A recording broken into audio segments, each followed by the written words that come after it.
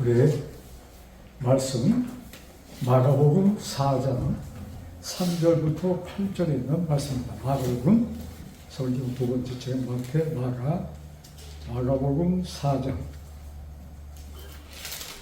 자, 3절부터 제가 1절부터 읽어볼까요? 예수께서 다시 바닷가에서 가르치시니 큰 무리가 모여들거든. 여기 큰 무리라고 기록되어 있는데 다른 누가복음에 보면 수만 명이라고 얘기했습니다. 네? 그래서 사람들이 그냥 그 예수님 있는데 그냥 오니까 이게 자리가 정돈이 안 돼. 더 많은 사람들이 편하게 말씀을 들을 수 있도록 예수님께서 거기에 있는 배를 타십니다. 그리고 약간 물속으로 물인 데를 가서 많은 사람들이 편하게 해변에서 예수님의 말씀을 듣도록 하십니다. 근데 이날에 모인 사람의 숫자가 수만 명이라고 했어요. 엄청나게 사람들이 모였죠.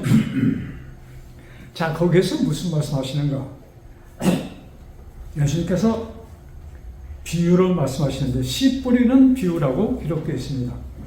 한 농부가, 제가 이거 설명을 드릴게요. 읽지 않고, 씨를 뿌리는데 요새는 기계로 착착 하고 자리에만 심잖아요. 근데 옛날에 보면은 씨를 이렇게 밭을 가꾼 다음에 씨를 손으로 퍼서 쭉 뿌리잖아요. 그럼 그 씨가 밭에 제대로 그 밭에 떨어지는 옥토에 떨어지는 것도 있는가 하면은 또 이렇게 바람에 날려서 가시덤불에, 또 어떤 것은 돌짝밭에, 어느 것은 길가에 떨어지는 씨를 네 가지를 설명하십니다. 자, 그러시면서 그 네 가지, 예수님 그것이 무슨 말씀입니까? 하고 제자들이 물어보니까 예수님께서 하시는 설명하십니다. 그러시면서 이 네 가지는 복음이 전파될, 씨를 복음, 말씀이 전파될 때에 그것을 받아들이는 사람을 표해서 길가, 돌짝밭, 그 다음에 가시덤불, 옥토, 이렇게 네 곳으로 나눕니다. 자, 그러면 여기 우리 저기 18절.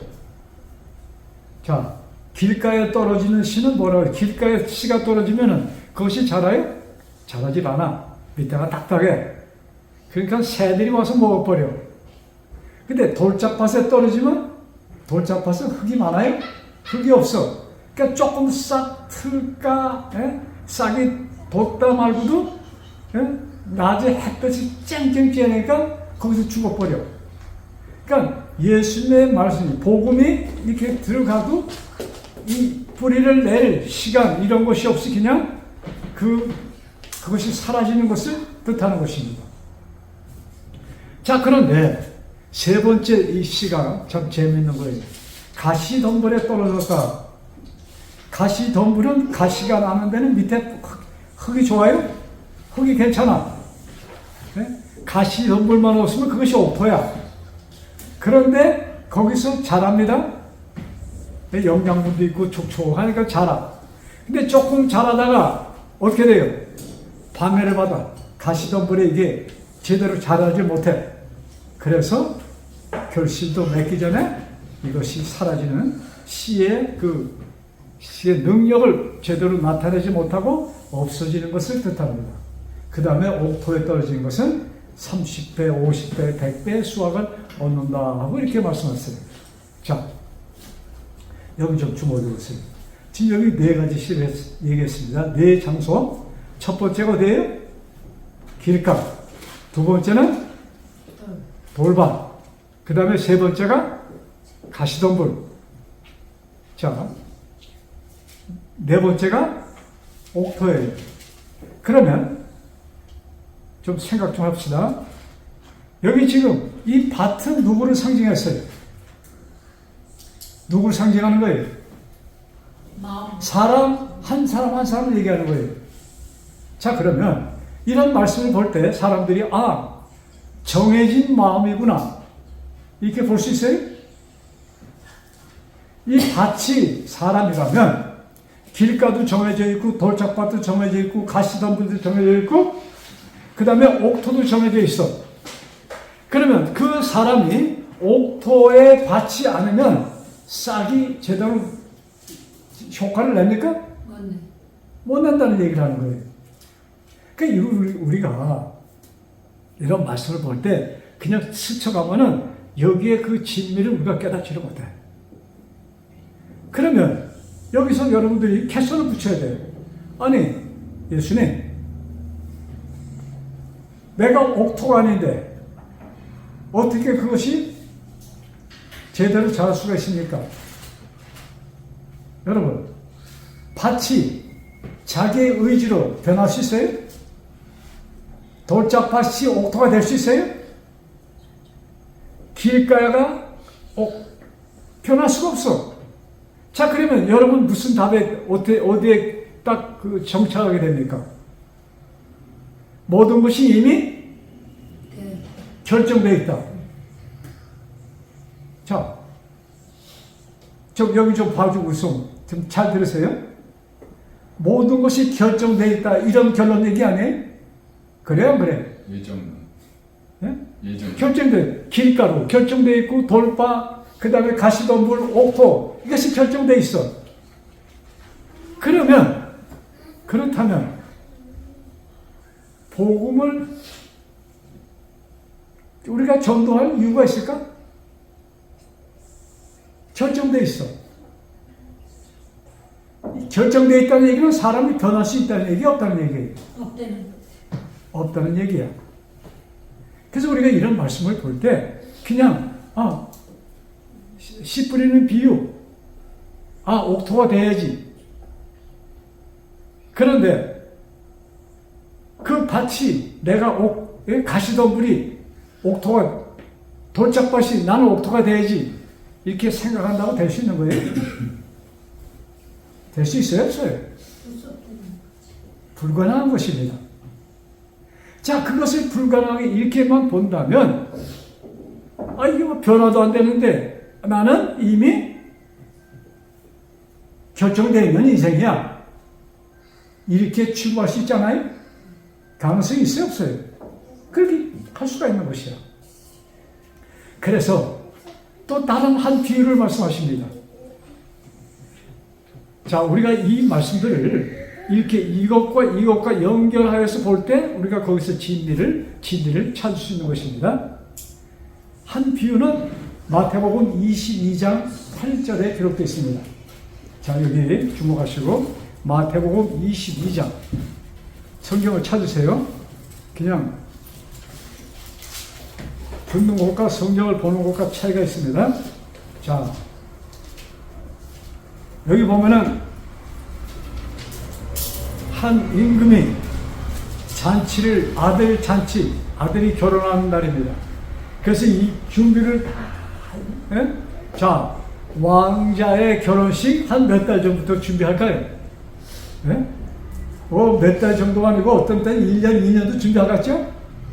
그 준비를 다 하고 초청장도 미리 몇 달 전에 다 보내서 여러분 이런 귀한 잔치집에 초청장에 가면은 요새도 오래전에 우리 딸이 미국에서 결혼하는데 이 청첩장을 한 50명한테 보냈더라고요. 그러고서 그냥 보낸 것을 그치지 않아. 왜? 사람들이 대접하는데 한 50명 정도니까 거기에 딱 맞춰서 음식도 모든 것이 그 장소도 다 그렇게 맞췄어. 근데 오겠다는 사람들이 약속된 사람들이 오지 않으면 어떻게 돼요? 아깝잖아요. 음식들 버려야 되잖아요. 그러니까는 요새도 그 초대장에 가면은 거기서 답을 하더라고. 나는 꼭 갑니다. 그러고서도 빵꾸나는 경우가 있겠지만은 그러나 받았습니다. 감사합니다. 꼭 갑니다. 이런 연락들이 되더라고요. 자, 그러면 그 당시 왕잔치에 그런 것이 있을까요? 네, 초청장에 갑니다. 그러면 그 받은 사람들이 네, 감사합니다. 꼭 가겠습니다. 이렇게 다 답을 받고선 왕이 대잔치를 준비합니다. 근데 이제 날짜가 갖춰와서 시작을 하려고 하는데 누가 안 와요? 초청한 사람들이 안 와. 난감한 일이야. 그래서 왕이 어떻게 합니까? 야, 잠깐. 손님 없이 잔치하는 거 얼마나 이상해요. 아, 이거 안 되겠다. 조금 중지시키고 사람들을 불러와야 돼. 그래서 처음에는 누구한테 갑니까? 초청장을 받은 사람들한테 찾아갑니다. 그러니까 내가 꼭 가려고 그랬는데 부득이한 사정이 있어서 못 간다는 얘기를 하나같이 합니다. 나는 장가를 가서, 나는 밭을 사서, 나는 소를 샀는데 이게 핑계를 대. 그래서 사람들이 안 갔어. 그래서 다 찾아갔는데 이 사람들이 부득이한 사정 때문에 못 간다고 합니다. 이렇게 왕한테 보고하니까 왕이 어떻게 해요? 네? 사람들을 이렇게 지나가는 길게 나가서 자, 왕의 잔치인데 들어오시오 얘기를 합니다. 그래서 사람들을 불러. 자, 본래 초청을 받은 사람들이었어요? 아니었어요. 그런데도 한참 절반 정도 찼는데 그 절반이 남았어. 그거 어떻게 해요? 왕이. 이제는 어떡하라? 장터에 가서 여기 22장 9절에 한번 보세요. 뭐라고 기록되어 있는가. 자, 내 거리 길에 가서 사람을 뭐예요? 만나는 대로 혼인잔치에 청하여 오라 한대. 종들이 길에 나가 악한 자나 선한 자나 만나는 대로 모두 데려오니 혼인잔치에 손님이 사람들이 가득하더라 얘기합니다. 자, 지금 하늘 잔치를 누구를 채웠어요? 악한 자, 선한 자, 거지 뭐 할 것 없이 지나가는 사람마다 그냥 무조건 붙들어다가 어떻게 해요? 잔치집에 채워 넣었다 이것입니다. 자, 여러분. 근데 여기에 설명이 하나 또 붙죠. 길에 가던 사람들, 거기에는 예를 들어서 좀 옷차림을 제대로 한 사람도 있겠지만 왕의 잔치에 결혼식에 들어갈 만한 옷을 입은 사람이 있었을까요? 없었어. 그러니까는 그 잔치집에 들어가는데 왕이 이미 뭘 했어요? 사람들이 입어서 알맞은 만한 옷들을 준비해 주셨어. 제가 이 얘기를 하기 좋아하는데, 자, 여자들 그냥 장터에 갈 때 그냥 머리 이쁘게 화장하고 갑니까? 얼굴 화장하고 가요? 여기 괴라 과일 파는 사람들이 그냥 이쁘게 화장하고 다 있으면 사람들이 살 때도 좀 이상할 거야. 그 장터에 알맞는 자기 옷들이 입고 편하게, 어떤 남자들은 스레빠 신고 또 더우니까 반바지 입고 런닝샷 입고 이렇게 간 사람들이에요. 그런 사람들로 잔치집에 채운다는 건, 자, 여러분, 왕과 왕의 며느리가 될 그 왕자의 부인이 될 여자는 얼마큼 준비했을까? 여자들 결혼식 날처럼 이쁜 결혼식 날은 호박이 없어요. 그렇죠? 다 이뻐. 자, 그러니 이 분명히 이 왕자의 색시는 어느 나라의 공주겠죠? 얼마나 치장을 잘하고 얼마나 좀 아름답게 향수 뿌리고 뭐 그냥 성경에 보면은 왕이 색시를 구할 때 6개월, 1년 동안 몸 단장을 합니다. 그 다음에 결혼식에. 그래서 여러분, 뭐 진짜인지는 몰라도 클레오파트라가 매일같이 염소 젖으로 목욕을 했다고 그래요. 뭐 염소 젖 거기다가 뭐 이건 아니겠지만 뭐예요? 피부 관리를 그렇게 했다는 이게 전설이 내려옵니다. 그러니까 그 옛날에 그 에스더서에 보면은 에스더가 이제 왕의 부인으로 택함을 받을 때에 6개월 동안 몸 단장을 합니다. 그냥 피부 관리하고 뭐하고 그냥 그리고 왕 앞에 가는 날은 어땠을까? 네? 그냥 보통 하고 갔을까요? 최고의 옷, 최고의 머리, 화장 아주 이쁘게 그냥 백합화처럼 이쁘게 하고선 왕한테 나가게. 그게 결혼식 상징합니다. 자, 왕자와 신부는 그렇게 멋지게 했는데 손님들이 런닝샷으로 반바지로 쓰레빠로 이게 맞아요? 맞지가 않아. 어떻게 해야지 격식이 맞을까? 거기 못지않게 뭐예요? 머리도 단장하고 남자들 수염 면도도 하고, 예? 이 뭡니까 양복, 예? 멋지게 다 입고 깨끗한 옷 이것이잖아요. 그러니까 왕이 이미 그 옷을 준비해서 들어오는 사람한테 어떻게 할까요? 다 주십니다. 그래서 장터에서 왔으니까 뭐예요? 목욕을 시키고. 여러분, 목욕을 시킨다 하니까 우리 성경에 목욕하는 것을 뭐라고 어디다 비교하면 될까? 목욕. 침례를 받았다고 볼 수 있겠죠? 네? 다 깨끗이 목욕하고 그 다음에 뭐예요? 옷을 다 입혀주십니다. 거기에 이 억지로 왔던 사람들이 입는 옷은 무슨 옷일까? 그것을 아주 그냥 간단하게 딱 한마디로 설명한다면 무슨 옷을 입었을까? 네? 죄의 옷? 죄의 옷? 아니, 입던 옷이? 아니, 무슨 옷을 새로 이제 단장한 옷을 줬는데 그 옷을 무엇이라고 부르면 될까? 의의 옷. 예, 의의 옷. 여기 잔치집에 들어오는 사람들에게 왕이 준 옷은, 즉 하나님이 이 하늘 잔치집이라고요. 하늘 잔치. 거기에 입는 옷은 뭐예요? 의의 옷. 즉 예수님의 가죽으로 만든 옷을 입은 사람들을 얘기하는 것입니다. 자, 11절 봐요. 22장 11절. 임금이 손님들을 보러 들러올세. 자, 임금이 그렇게 하고선 야, 이제 내 아들 잔치집에 쟤도 잔치처럼 보일까 하고선 들어갑니다.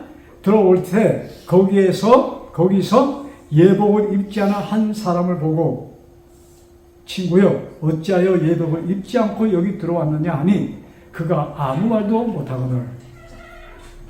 자, 모든 사람들이 예수님의 의의 옷을 입었는데 예수님의 의의 옷을 입지 않은 한 사람이 있었어. 자, 그는 왜 예수님이 준 그 의의 옷을 입지 않았을까?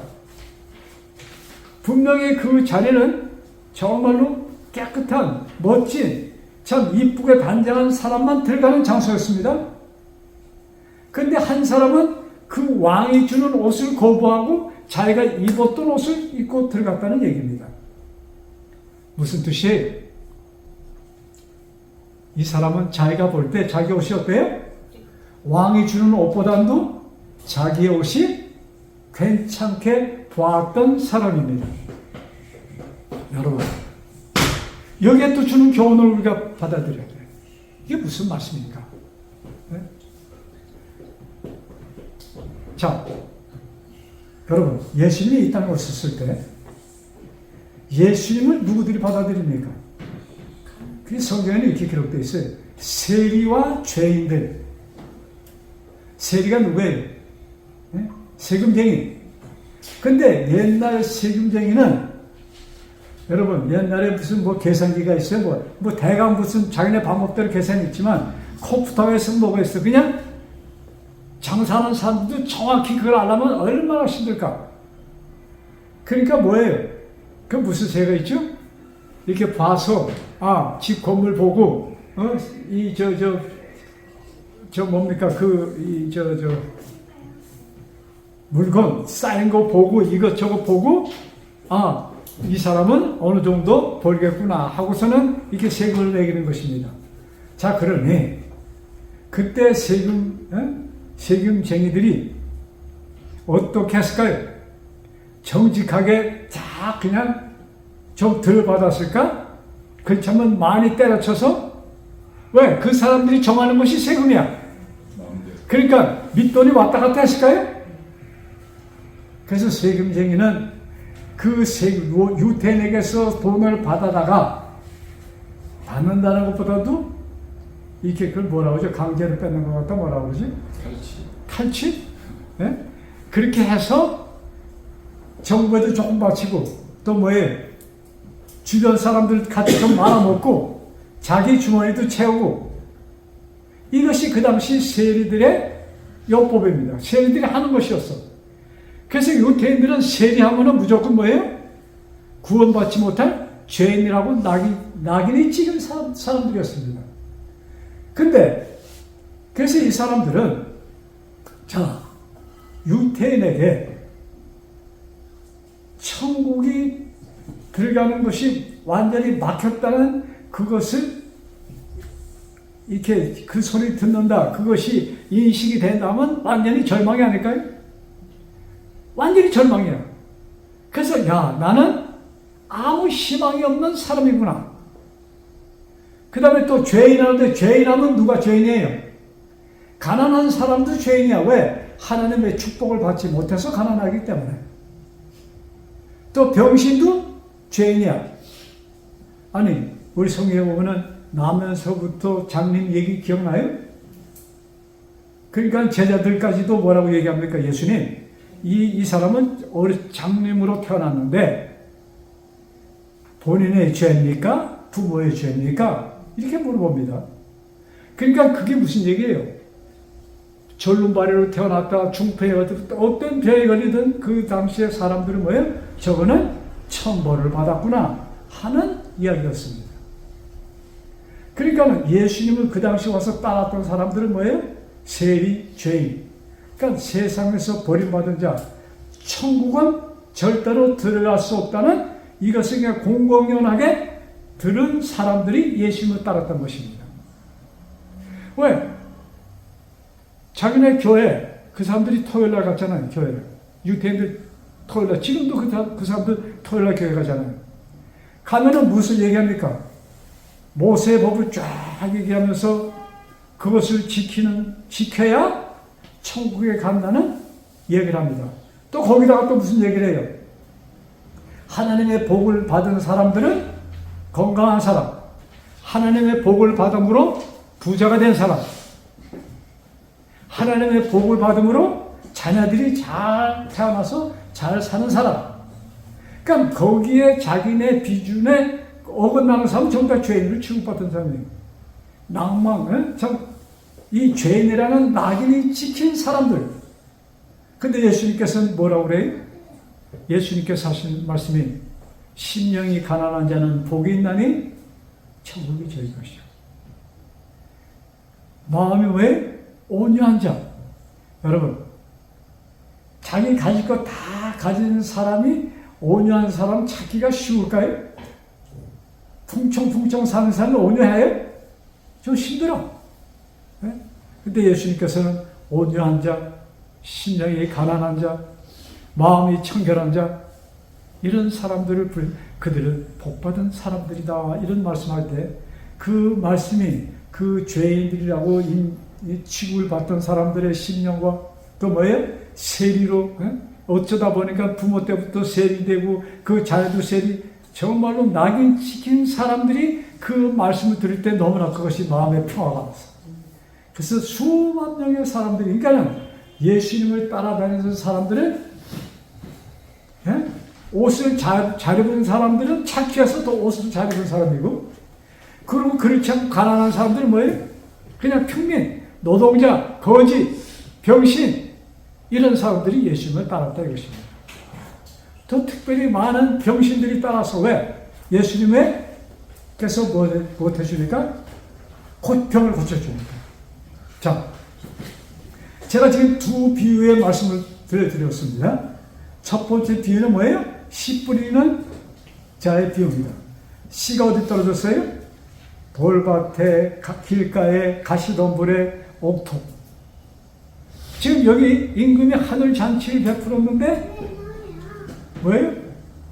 본래 초대받은 사람들은 안 들어오고 그냥 초대를 받을 수 없는 초대받을 자격이 없는 사람들로 그 잔치집은 꽉 찼다는 얘기입니다. 여러분, 그래서 이 두 비유를 같이 놓고 우리가 봐야지 이 성경의 진리를 우리가 깨달을 수 있는 것이에요. 그래서 하늘 잔치집에는 뭐예요? 자격이 있는 사람들이 들어가는 거예요? 아무 자격이 없어도 들여보냄을 받은 자들입니까? 들여보냄을 억지로 끌어다가 집어넣음을 받은 사람들이라 이것입니다. 여러분, 그래서 교회를 다니다 보면은 사람들이 저는 신앙이 없어요. 믿음이 적어요. 이런 얘기를 하잖아요. 네? 믿음이 있는 사람들이 교회 다니는 것이 아니에요. 네? 믿음이 없는 사람들. 여러분, 2000년 전 예수님께서 오셨을 때 신앙 좋다는 사람들 결국은 그들이 예수님을 죽입니다. 하나님의 법을 철두철미하게 지킨다는 사람들이 예수님을 죽입니다. 참 율법도 그냥 율법하고 거리가 먼 사람들이 결국은 뭐예요? 복음을 받아들이고 천국의 시민권이 됐다는 얘기가 성경의 말씀이에요. 아멘. 여러분, 예수님께서 오셔서 하신 일이 뭐예요? 죽은 사람들을 살리러 오신 거예요. 예수님은 죽은 사람을 살리러 오신 것입니다. 노예를 이렇게 해방을 주기 위해서 오셨어. 자, 하나님께서 가장 기뻐하시는 것이 무엇인가? 우리 누가복음 12장. 자, 우리 누가복음 다시 가서 누가복음 12장에 정말로 참 보배로운 말씀이 기록되어 있습니다. 자, 32절. 적은 무리여 무서워 말라. 누가복음 12장 32절입니다. 적은 무리여 무서워 말라. 너희 아버지께서 그 나라를 너에게 주시기를 기뻐하시느니라. 자, 여기 예수님께서 너희 아버지께서 했을 때 사람들이 그 아버지가 누군지 아는 것입니까? 모르는 겁니까? 알아요. 여기 예수님께서 아버지라고 했을 때 유대인들은 그 아버지가 하늘 아버지인 것을 알았던 사람들입니다. 예수님께서 미리 그것을 말씀하셨어. 그래서 사실은 하늘의 하나님을 아버지라고 불러서 사실은 결국은 예수님이 뭐예요? 죽으시게 되는 것입니다. 하나님을 아버지라고 불렀다고 그래서. 자, 근데 그것보다 중요한 것은 적은 무리여 무서워 말라. 너희 아버지께서 그 나라를 너에게 주시기를 뭐라고 그랬어요? 기뻐하신다. 하나님은 아버지의 나라를 우리에게 주시기를 기뻐하신다 이것이에요. 근데 이 나라를 받는 사람들이 어떤 사람들이에요? 어떤 사람들이에요? 길가에 돌짝밭, 가시덤불, 아무 가능성이 없었던 사람들을 초대장도 못 받았던 사람들, 그냥 거리에 다니던 사람들, 동냥하던 사람들, 사람이라는 사람은 무조건 끌어다가 어디에? 왕의 잔치에 집어쳐 넣습니다. 왕의 잔치에 쳐넣은 다음에 그 처리를 누가 하는 거예요? 궁전에 있는 사람들이 해주는 것입니다. 여러분, 우리 처리를 궁전에 있는 사람, 성경을 비교하면 누구예요? 성령 하나님을 얘기하는 것입니다. 성령 하나님께서 우리 한 사람 한 사람 거에 필요에 따라서 필요한 대로 만들어 주시기 때문에 우리가 아버지의 나라에 참석해 있는 것입니다. 여러분, 이 로마서에 보면은 이런 말씀이 있죠. 성령 하나님께서 우리를 위하여 간구하시다. 여러분, 하나님께서 하시지 않으면 우리의 의지로서는 아무것도 안 되는 것입니다. 자, 사람들이 말이죠. 우리 누가복음 여기에 누가복음 12장 그걸 좀 전에 보면은 또 재미있는 말씀이 기록되어 있어요. 22절 누가복음 12장 22절 성경 좀 보세요. 제가 있습니다. 누가복음 12장 22절 또 제자들에게 이르시되 그러므로 내가 너희에게 이르노니 너희 목숨을 위하여 무엇을 먹을까 몸을 위하여 무엇을 입을까 염려하지 말라.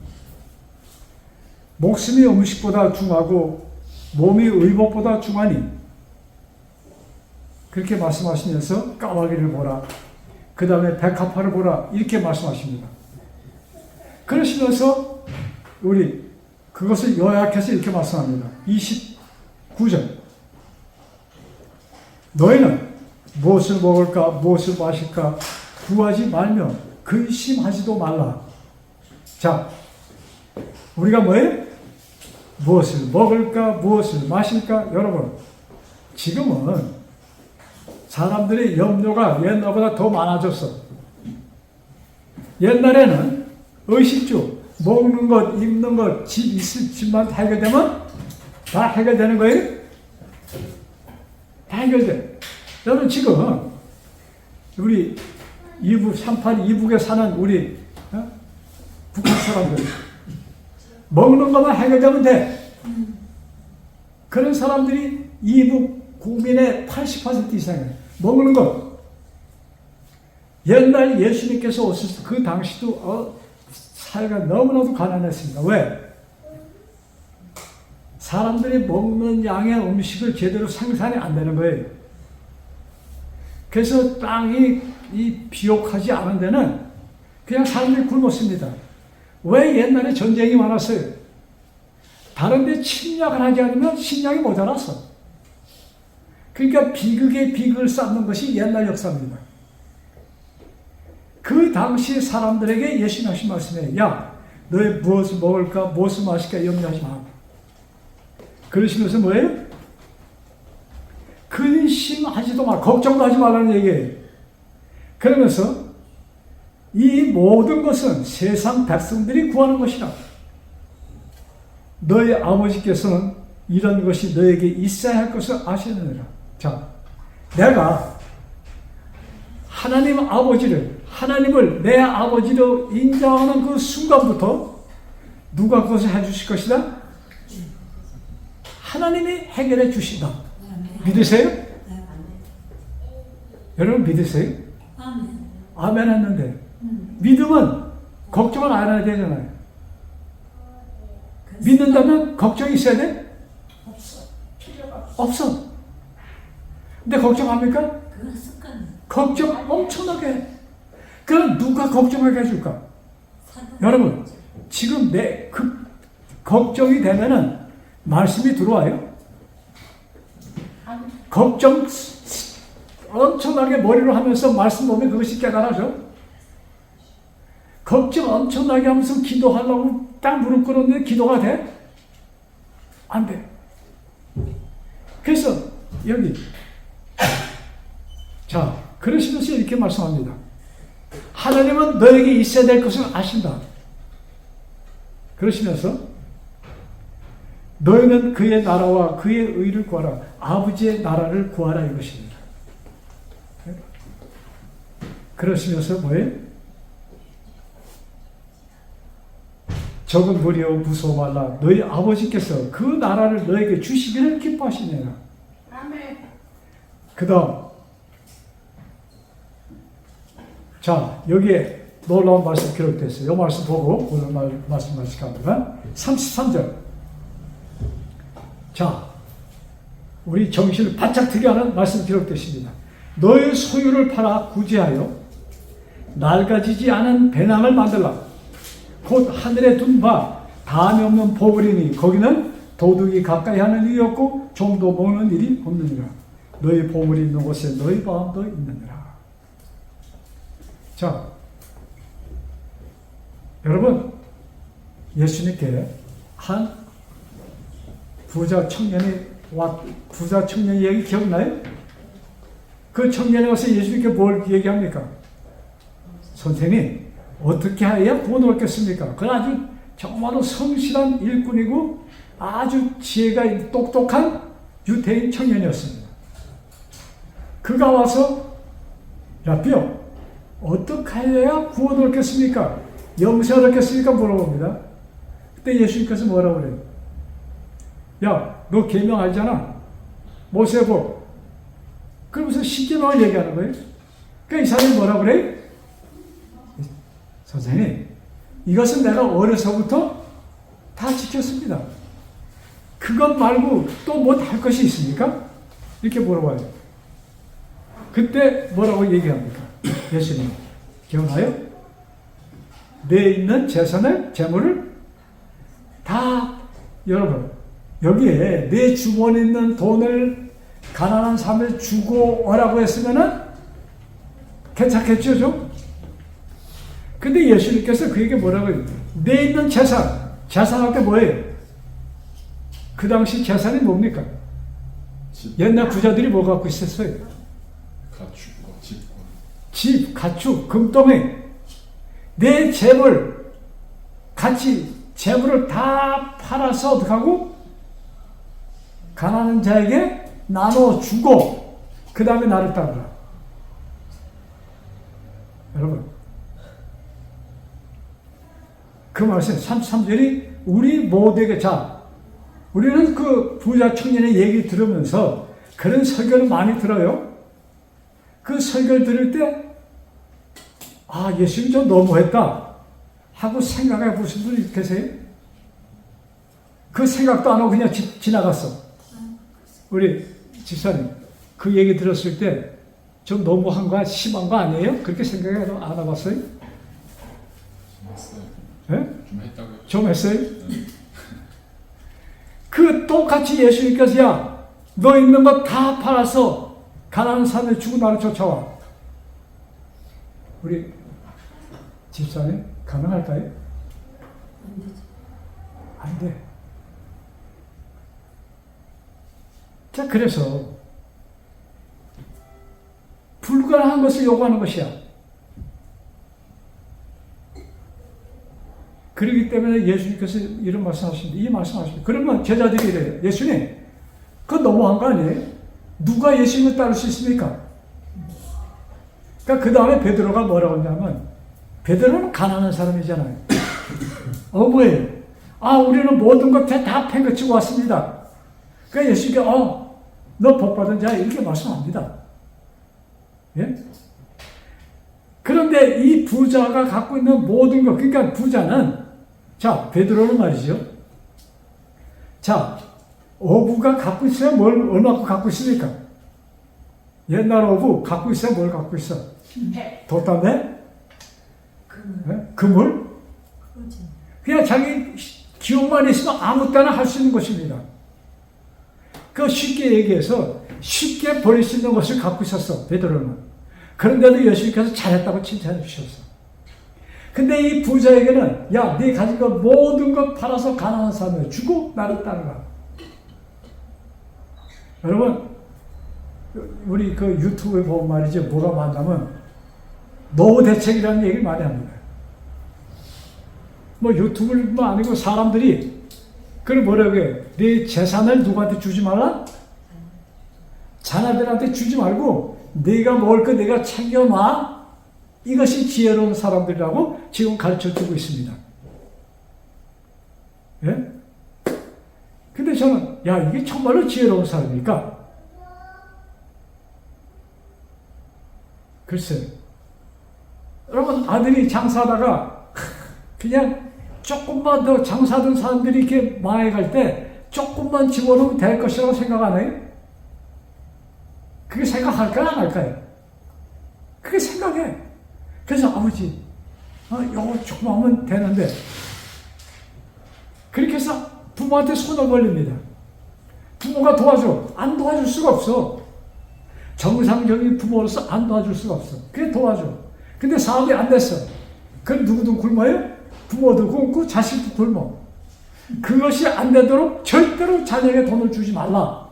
이것이 지혜로운 사람이라고 지금 세상은 얘기하고 있습니다. 근데 정말 그럴까? 정말 내가 갖고 있는 것이 분명히 있는데 자녀가 내가 볼 때 누가 봐도 꼭 필요한데 그것을 안 주고 그냥 옹키워지고 있는 것이 정상적인 부모일까?